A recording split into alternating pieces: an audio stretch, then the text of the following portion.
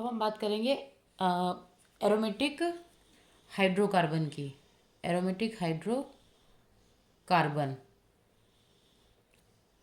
पिछले हमने देख चुके हैं कि एक चक्री और द्विचक्री यानी कि एलिसाइक्लिक और बाईसाइक्लिक को हम समझ चुके हैं। अब हम समझेंगे एरोमेटिक हाइड्रोकार्बन्स को। तो इनके लिए भी एक थोड़ी सी लैंग्वेज आप नोट कर लीजिएगा ताकि आपको इसमें कुछ नहीं है, खाली ये लिख लीजिएगा। इनमें एकल नाभिकीय, द्विनाभिकीय और त्रिनाभिकीय आदि हाइड्रोकार्बनों का समावेश होता है। क्या लिखेंगे कि इनमें एकल नाभिकीय, द्विनाभिकीय, इसको इंग्लिश में बोलते हैं मोनोन्यूक्लियर, बाइन्यूक्लियर, और तीसरा आता है त्रिनाभिकीय, ट्राइन्यूक्लियर आदि हाइड्रोकार्बनों का समावेश है। जैसे इसके भी कुछ एग्जांपल्स देख लेते हैं हम। पहला है आपका, जिसे आप सब जानते हैं, एरोमेटिक के नाम से ही फेमस है आपका, क्या है ये? Benzene ring. तो ये आ जाएगा आपका बेंजीन। फिर आता है आपका, एक बेंजीन रिंग के साथ में एक और बेंजीन रिंग को आप ऐड कर देते हैं। जैसे ये आपका है, इसके साथ में आपने एक और रिंग को ऐड कर दिया, तो ये आपका बन गया, क्या बन गया? नेफ्थेलिन। नेफ्थेलिन। फिर नेक्स्ट आता है आपका,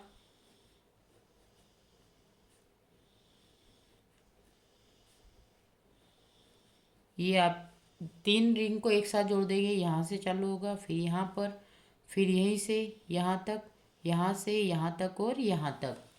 ठीक है, आप इसको इस प्रकार से लिख सकते हैं। सॉरी, ये यहाँ पे ना, ये इस प्रकार से होगा, थोड़ा सा मिस्टेक कर दी, ये वाला और ये वाला, ये अब इसको डबल ही बना लेते हैं ताकि गलत लिखना ही नहीं। ये आपका हो जाएगा, ये यहाँ से यहाँ तक का, फिर हो जाएगा यहाँ से यहाँ तक का, और फिर तीसरी रिंग हो जाएगी आपकी यहाँ से यहाँ तक की। अब इसमें आपको क्या करना, ये यहाँ पे, यहाँ पे, फिर यहाँ पर, यहाँ पर। अब यहाँ पर करने के बाद आपका इस प्रकार से बनेगा। ठीक है, अब इसका नाम क्या हो जाएगा? एंथ्रासिन। एंथ्रासिन। तो ये हो गया आपका बेंजीन, नेफ्थेलिन और एंथ्रासिन। ठीक है, अब और कुछ एग्जांपल बताती हूँ आपको मैं इसका। जैसे आप रिएक्शन में करते हैं इसको, इसको तो हमेशा कवर करते हैं आप। ये होता है आपका CH3, जिसे आप बोलते हैं टोलुइन। क्या बोलते हैं? टोलुइन। फिर नेक्स्ट आता है, अब दो टोलुइन यानी दो मेथाइल ग्रुप एक साथ जब किसी बेंजीन रिंग से जुड़ते हैं तो हम उसे बोलते हैं जाइलिन। क्या बोलेंगे? जाइलिन। अब इसमें मिथाइल ग्रुप कौन से वाले से जुड़ा? ऑर्थो पोजीशन से, इसलिए इसका नाम क्या हो जाएगा? Ortho xylene. ठीक है, तो ये इस प्रकार से है। अब हम एक ग्राफ के दौरान इनको अच्छे से समझ लेते हैं, जो भी अभी तक हमने पढ़ा है। ठीक है, तो हम सबसे पहले लिखेंगे हाइड्रोकार्बन्स, हाइड्रोकार्बन। अब हम इनको अलग अलग डिवाइड करके लिखेंगे। तो सबसे पहले इधर से चालू करते हैं आपका। ये आप हो गए आपकी, ये शॉर्ट में आपको याद करने का तरीका है। विवृत श्रृंखला क्या आ जाएगी? विवृत श्रृंखला। और ये आ जाएगी आपकी संवृत श्रृंखला। संवृत श्रृंखला मतलब कि ओपन चेन और क्लोज्ड चेन। तो ये आपकी ओपन चेन हो गई, ओपन चेन, और ये हो गई आपकी क्लोज्ड चेन। आई होप आपको यहाँ तक अच्छे से समझ में आ गया होगा। तो ये हाइड्रोकार्बन। अब हम हाइड्रोकार्बन में बात करते हैं। आपके जो हाइड्रोकार्बन है ये चार प्रकार से डिवाइड है। पहला है आपका एल्केन। क्या होगा? एल्केन। इसका सूत्र है CnH2n प्लस का 2। फिर दूसरा आता है आपका एल्किन, और एल्किन के लिए होता है CnH2 H2N। फिर आता है आपका एल्काइन। क्या आएगा? एल्काइन। और एल्काइन के लिए फॉर्मूला है CnH2n माइनस का 2। और फिर आता है आपका चौथा, इसका नाम है डाई इसका फॉर्मूला था CnH2n माइनस का 2। ये हो जाएगा आपका डाई। अब हम इसकी बात करते हैं। तो अगर इसको देखिए तो यहाँ पे ये दो टाइप से डिवाइड होता है। इसको भी देख लेते, इसको भी। ये जो पहला है इसका होगा एक चक्रीय, और ये हो जाएगा आपका बहुचक्रीय। ठीक है, क्या हो जाएगा? एक चक्रीय और बहुचक्रीय। अब ए चक्री की बात करते हैं। तो जो ए चक्री होता है वो भी दो प्रकार से डिवाइड होता है। आपका पहला हो जाएगा साइक्लो एल्केन, है ना। जो ए चक्री होता है इसमें सबसे पहले हम इसको देखते हैं, साइक्लो एल्केन नहीं, क्योंकि एक चक्री है ना एलिसाइक्लिक। क्या लेंगे? एलिसाइक्लिक। और इसको लेंगे एरोमेटिक। अब एरोमेटिक और इन दोनों को मिला के हम चार भागों में डिवाइड करते हैं। तो जो आपका एलिसाइक्लिक होता है, क्योंकि हमने अभी क्या पढ़ा था, ये पढ़ा था। तो जो एलिसाइक्लिक होता है उसमें साइक्लो एल्केन आते हैं आपके। एलिसाइक्लिक के अंतर्गत साइक्लो एल्केन आते हैं, जिनका नॉर्मल फॉर्मूला क्या था? CnH2n। और इसी के अंतर्गत दूसरा आता है आपका साइक्लो एल्किन। क्या आता है? Cyclo alkene. इसका फॉर्मूला है CnH2n माइनस का 2। ये हो जाता है। अब एरोमेटिक की बात करते हैं। तो जो आपका एरोमेटिक होता है उसे भी हमने डिवाइड कर रखा है। तो एरोमेटिक में आपका सबसे पहले आता है बेंजीन। क्या आएगा? बेंजीन। और इसका फॉर्मूला है CnHn, यानी कि ये एक चक्रीय है। क्या होगा? एक चक्रीय है। और इसकी बात करें, अगर इसमें दूसरे की बात करें तो क्या आएगा आपका? नेफ्थेलिन।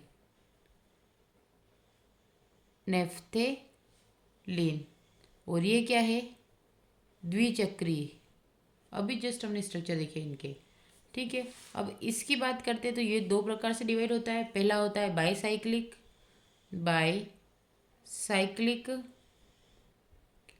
और ये होता है आपका स्पाइरिन। ठीक है, स्पाइरिन। तो ये आपका पूरा स्ट्रक्चर हो गया। आप इसको भी देख लीजिएगा कि जो आपके हाइड्रोकार्बन्स होते हैं वो दो प्रकार से होते हैं। विवृत श्रृंखला होती है, दूसरी समृद्ध श्रृंखला होती है। फिर जो विवृत श्रृंखला होती है वो एल्काइन और डाइन्स में डिवाइड होती है। और जो आपकी समृद्ध श्रृंखला होती है वो एक चक्री और बहुचक्री में। अब जो एक चक्री होता है उसमें एलिसाइक्लिक और एरोमेटिक होते हैं। तो एलिसाइक्लिक जो होता है वो दो भागों में, एक साइक्लो एल्केन बनाता है जिसका फॉर्मूला CnH2n होता है, और दूसरा साइक्लो एल्किन बनाता है जिसका फॉर्मूला CnH2n माइनस का 2 होता है। और अगर एरोमेटिक की बात करें तो बेंजीन CnH2n एक चक्री होता है, और इधर होता है नेफ्थेलिन द्विचक्री होता है। और अब बहुचक्री की बात करें तो साइक्लो बाईसाइक्लिक, और दूसरा होता है स्पाइरेन। अब हम इसके कुछ सामान्य सूत्र, नाम और संरचनाएं देखेंगे। अब हम एक टेबल बना लेते हैं सबसे पहले। अब हम बात करते हैं इस टेबल की, तो हम इसको भी ड्रॉ कर देते हैं। सबसे पहले आपका क्या लेंगे? एल्केन लेते हैं। एल्केन, जो एल्केन होता है इसका सूत्र क्या होता है? CnH2n प्लस का 2। ये मेरे साथ नोट करते जाए आप, ताकि आपको क्लियर होता जाए ना। उसके बाद आता है आपका एथेन, ताकि आपके अच्छे बेहतरीन नोट्स भी तैयार होते जाएंगे। फिर आता है CH3, ये इसकी संरचना हो गई। अब हम बात करते हैं एल्किन की। अब क्या बनेगा आपका? एल्किन। तो एल्किन के लिए सूत्र होता है CnH2n। अब इसके लिए हम क्या लिखें? इसका नाम क्या होगा? एथीन। और एथीन का संरचना सूत्र होता है CH2 डबल बॉन्ड CH2। फिर नेक्स्ट आता है आपका एल्काइन, ट्रिपल बॉन्ड की बात करें तो क्या आएगा, एल्काइन। और एल्काइन के लिए CnH2n माइनस का 2 आता है, और इसका नाम क्या होता है, एथाइन। इसका जनरल नाम होता है या सामान्य नाम एथाइन होता है। इसके लिए CH ट्रिपल बॉन्ड CH, ये संरचना सूत्र हो गया। फिर नेक्स्ट आता है आपका डाई इन। डाई इन के लिए, तो डाई इन के लिए भी CnH2n माइनस का 2 इसका सामान्य सूत्र होता है। और इसकी अगर नाम की बात करें तो सूत्र हम पहले लिख लेते हैं। इसका structure CH2 double bond CH और डबल बॉन्ड CH2। अब इसकी नंबरिंग की बात करें तो देखो, अगर आप इधर से करोगे तो भी ये पहले नंबर इधर से, तो 1 2 3 और 4, तो कितने नंबर पे, तो एक तो पहले नंबर पे, तीसरे नंबर पे, पहले और तीसरे नंबर पे है। तो आप क्या लिखेंगे, 1,3 ब्यूटा डाई इन आ जाएगा, यानी कि पहले नंबर पे और तीसरे नंबर पे डबल बॉन्ड लगा हुआ है इसलिए, और कितने कार्बन, 4, इसलिए ब्यूटा डाई इन हो जाएगा। फिर नेक्स्ट की बात करते हैं हम, ये आएगा साइक्लो एल्केन। क्या आएगा, साइक्लो एल्केन। अब साइक्लो एल्केन के लिए अगर बात करें तो इसका जो सूत्र होता है CnH2n होता है। और इसके लिए हम क्या बोलेंगे, क्या बोलेंगे, साइक्लोब्यूटेन। साइक्लोब्यूटेन। और अगर साइक्लोब्यूटेन के स्ट्रक्चर की बात करें तो CH2 फिर यहाँ पे CH2 और यहाँ पर भी CH2, ये कॉम्बिनेशन बन गया, तो साइक्लिक कंपाउंड में ब्यूटेन बन गया, तो साइक्लोब्यूटेन। फिर नेक्स्ट आता है साइक्लो एल्किन। क्या आएगा, साइक्लो एल्किन। तो सबसे पहले इसकी संरचना की बात करते हैं, यानी कि संरचना सूत्र होता क्या है, तो CnH2n माइनस का 2 होता है। और इस फॉर्मूले वाले का स्ट्रक्चर बनता है ये इस प्रकार से, क्योंकि अपन डाल लेंगे तो यहाँ पे आपका बन जाएगा डबल रिंग, डबल बॉन्ड, तो इसको बोलेंगे साइक्लो हेक्सिन। क्या बोलेंगे, क्योंकि डबल बॉन्ड, फिर 5, तो साइक्लो हेक्सिन। फिर आगे बात करते हैं हम अपने कंपाउंड की, तो इनको भी हम देख लेते हैं। यहाँ पे आता है आपको साइक्लो एल्काइन। क्या आएगा, साइक्लो एल्काइन। अगर साइक्लो एल्काइन के सूत्र की बात करें तो ये होगा CnH2n माइनस का 4, और इसका नाम होगा साइक्लो ब्यूटाइन, साइक्लोब्यूटाइन। तो ये हो जाएगा आपका अंदर है, तो ये साइक्लोब्यूटिन, और एक बॉन्ड और लगा दिया तो साइक्लोब्यूटाइन, क्योंकि ट्रिपल बॉन्ड हो गया। फिर नेक्स्ट आता है आपका बेंजीन। अब बेंजीन के लिए होता है CnHn, और इसका नाम बेंजीन है।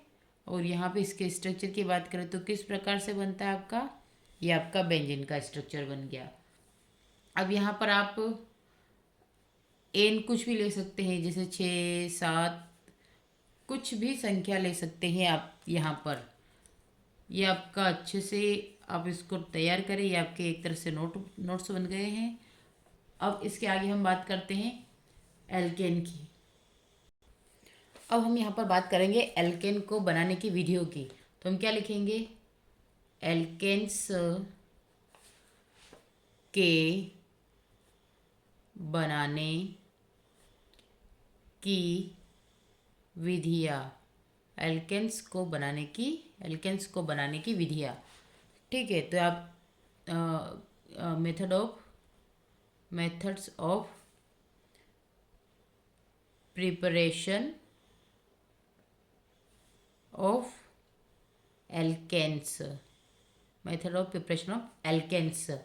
तो सबसे पहले आप किस विधि द्वारा बनाएंगे, तो पहली विधि है आपकी असंतृप्त यानी कि अनसेचुरेटेड हाइड्रोकार्बन द्वारा।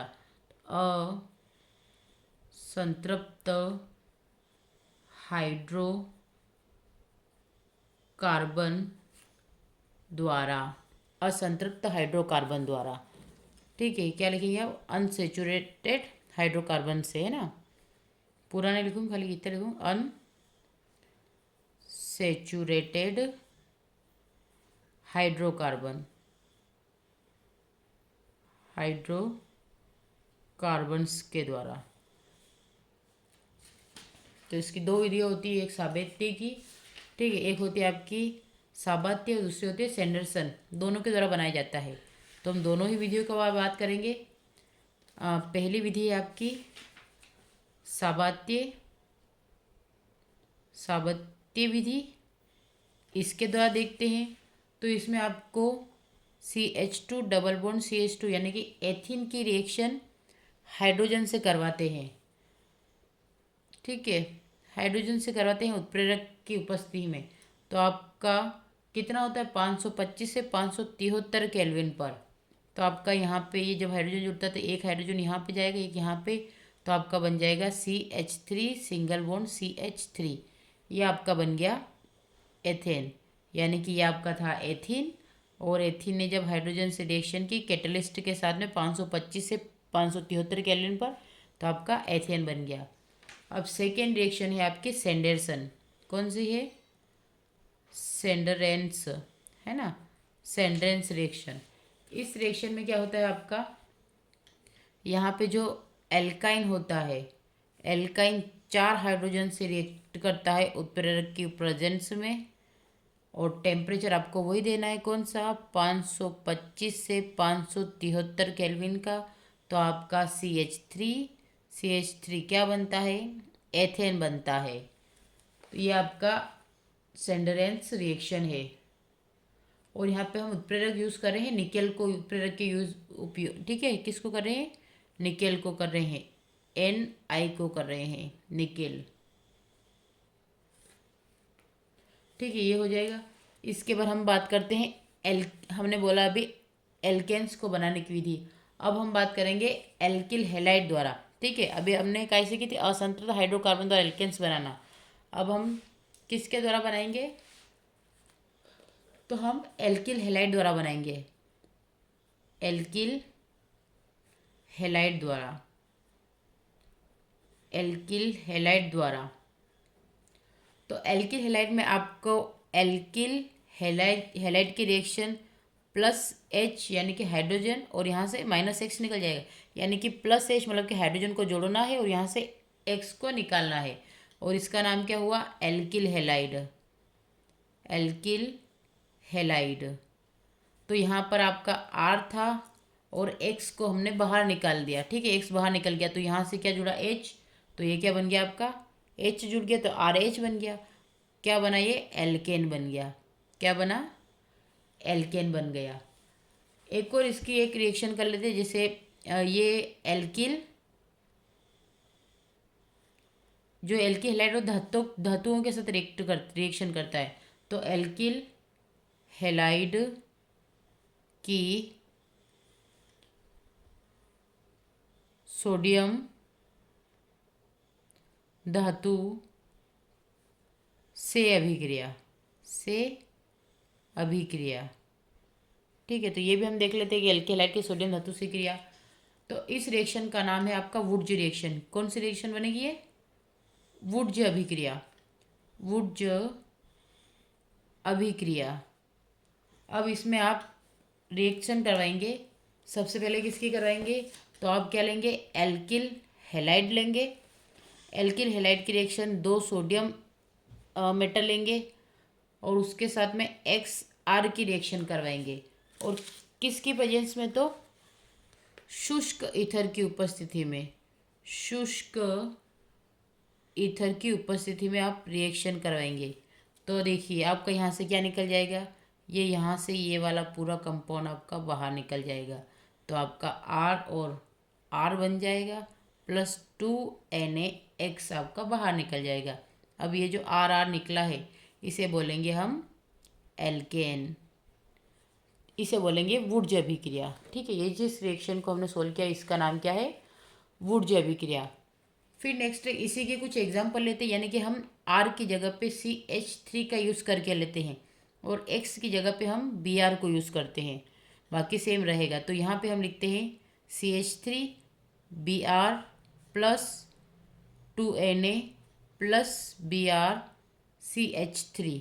और किसके साथ में? तो वही शुष्क ईथर। शुष्क ईथर की उपस्थिति में आप रिएक्शन करवाएंगे तो आपका CH3 एल्केन बन जाएगा, प्लस 2NaBr बाहर निकल जाएगा। तो यहाँ पे भी आपका क्या बना? एथेन बना। आगे समझ में? आपको खाली यहाँ से भी क्या निकालना था? ये पूरा कॉम्बिनेशन निकालना था। तो 2Na 2Br के सामने निकल गया, 2NaBr बन गया। फिर अब इसका नाम क्या था? Methyl bromide. क्या था? Methyl bromide. अब नेक्स्ट की बात करते हैं आपका एक और एग्जांपल। अगर R की जगह हम C2H5 लेते हैं और X की जगह हम I लेते हैं, तो ये इसको भी एग्जांपल लेके देख लेते हैं हम।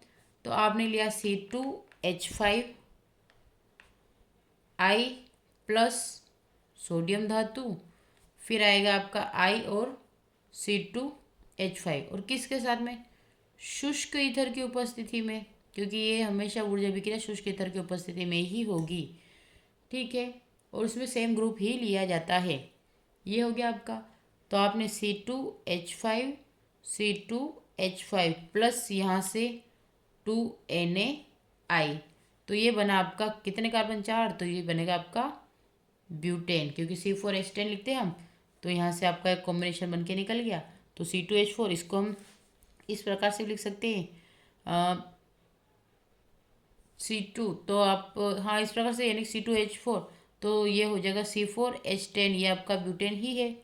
ये इसका सब संरचना सूत्र हो गया। ठीक है, तो अब इस प्रकार से भी बना सकते हैं, लेकिन इसके लिए स्पेशली एक विशेष रूप से एक बात ध्यान रखें,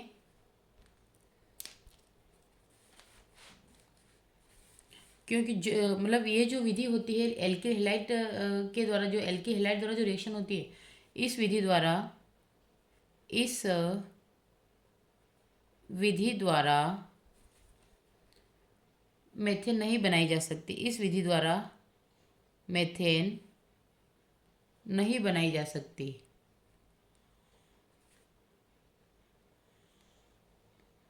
और दूसरा पॉइंट भी याद रखें कि असममित, यानी कि जो बिना समान तल का होगा, असममित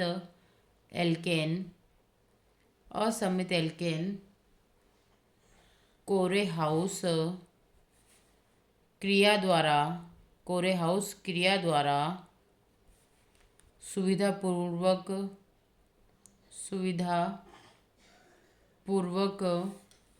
बनाए जाते हैं। तो स्पेशली आप इसमें विशेष रूप से ये ध्यान रखें कि इस विधि द्वारा मेथेन नहीं बनाई जा सकती, और असममित एल्किन कोरेहाउस क्रिया द्वारा सुविधापूर्वक बनाए जा सकते हैं। अब नेक्स्ट की बात करते हैं, तो इसको भी आप देख लीजिए। जो होता है ऊर्जा अभिक्रिया को फ्री रेडिकल के द्वारा समझाते हैं। तो अभिक्रिया की क्रियाविधि,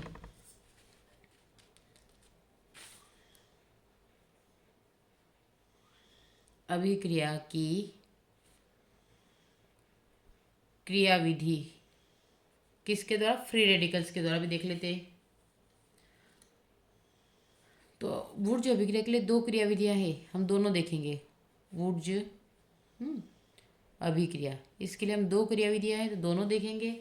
पहली है आपकी मुक्त मूलक वाली, तो क्या लिखेंगे?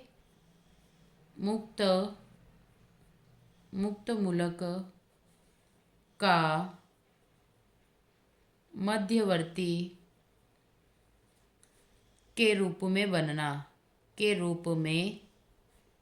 बनना। जैसे आपने ये लिया, आपका ये कार्बन, ठीक है, इससे कॉम्बिनेशन करेंगे आप। यहाँ से ये आपका क्या है? एल्केन था। अब इसकी रिएक्शन आप न्यूक्लियोफाइल से करवाएंगे। न्यूक्लियोफाइल क्या करेगा? इसके ऊपर अटैक करेगा। जब न्यूक्लियोफाइल इस कार्बन पर, क्योंकि पॉजिटिव के पास ही जाएगा जहाँ पे कम होगा, तो जब इस वाले पे अटैक करेगा, और ये वाली रिएक्शन क्या होगी? फास्ट रिएक्शन होगी, तीव्र रिएक्शन होगी।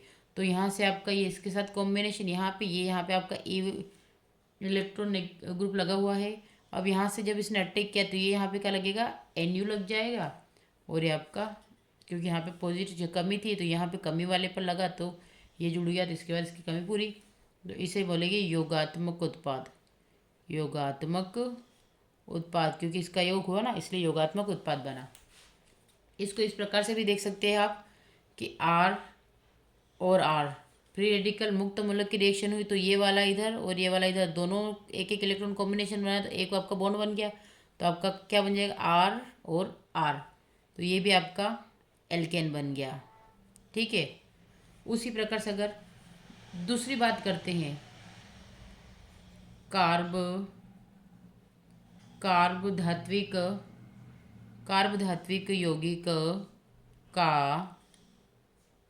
मध्यवर्ती कार्ब धात्विक यौगिक का मध्यवर्ती बनना, तो इसमें आ जाएगा आपका एक लेंगे एल्किल हेलाइड लेंगे और इसकी रिएक्शन, ये जो आप एल्किल हेलाइड लेंगे और इसकी रिएक्शन सोडियम धातु से करेंगे, तो आपका यहाँ से आर इसके साथ में कॉम्बिनेशन बनाएगा सोडियम के साथ में और एक बाहर निकल जाएगा, तो यहाँ से आपका R N A plus N A X बन जाएगा मध्यवर्ती के रूप में। क्या बनेगा? मध्यवर्ती के रूप में। तो फिर इसके ऊपर आप न्यूक्लियोफाइल का अटैक करवाएंगे तो एन यू ई, ठीक है, ये जो होता है ये नाभिक स्नेही होता है ई, ठीक है, तो ये नेगेटिव वाला होगा और ये वाला आपका पॉजिटिव वाला होगा। तो जब इसकी रिएक्शन है ना, ये कॉम्बिनेशन करवाएंगे हम एल्केन के साथ में, तो ये जो होता है ये स्लो रिएक्शन होती है। कौन सी होगी? यानी कि धीमी रिएक्शन होगी।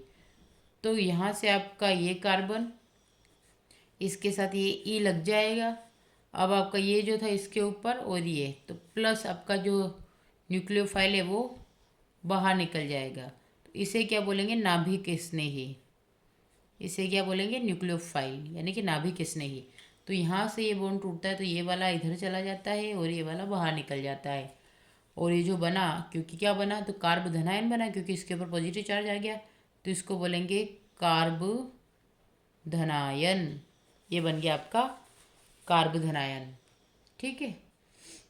अब अभी हमने देखा है इसके हिसाब से, अब हम नेक्स्ट देखेंगे ग्रिग्नार अभिकर्मक के द्वारा के बनने वाला के द्वारा। ठीक है, यानी कि हमने एल्केन्स को बनाने की विधियाँ देख रहे थे। सबसे पहले असंतृप्त हाइड्रोकार्बन द्वारा बनाया, उसके बाद एल्किल हैलाइड द्वारा बनाया, और अब बनाएंगे हम किसके द्वारा बनाएंगे? अब हम ग्रिग्नार अभिकर्मक के द्वारा।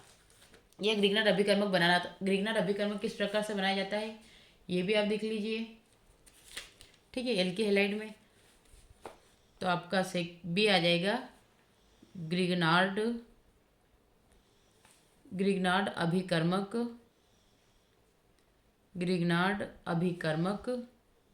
के बनने के द्वारा, यानी कि जब ग्रिग्नार्ड अभिकर्मक बनता है तो उसके द्वारा भी आपका एल्केन बन जाता है। तो इसके लिए हम रिएक्शन देखेंगे। जब आप एल्किल हैलाइड की रिएक्शन मैग्नीशियम से करते हैं, कब? शुष्क ईथर की उपस्थिति में। शुष्क ईथर आपको यूज़ करना ही है इसमें, तो आपका आर ये Mg मिक्स एक्स बन जाएगा। तो इसको बोलेंगे एल्किल मैग्नीशियम हैलाइड। ये आपका एल्किल मैग्नीशियम हैलाइड बन गया, और इसे ही अन्य नाम से जाना जाता है ग्रिग्नार्ड अभिकर्मक के नाम से जाना जाता है। फिर नेक्स्ट आता है हम एक्स की जगह। ठीक है, अब ग्रिग्नार्ड रिएजेंट की रिएक्शन करवाएंगे, तो ये आपका RMgX है, इसकी रिएक्शन हमने करवाई H2O से, तो आपका क्या बनता है? यहाँ से RH बन जाता है, यानी कि ये H यहाँ निकल जाएगा, ये बाकी बाहर निकल जाएगा, तो आपका क्या बना? MgOH बन जाएगा।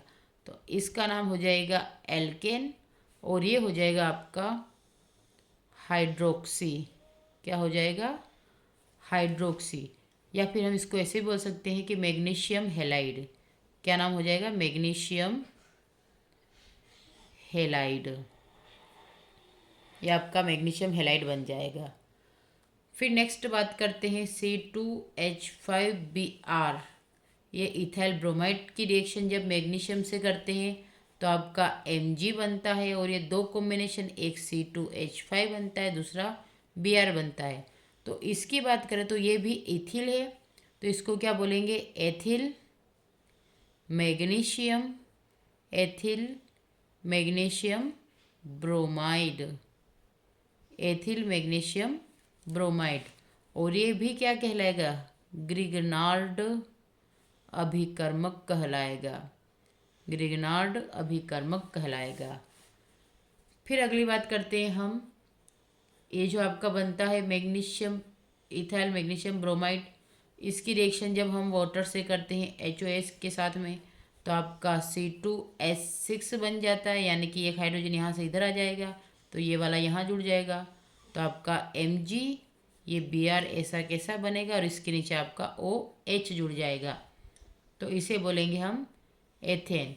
और इसे बोलेंगे हाइड्रोक्सी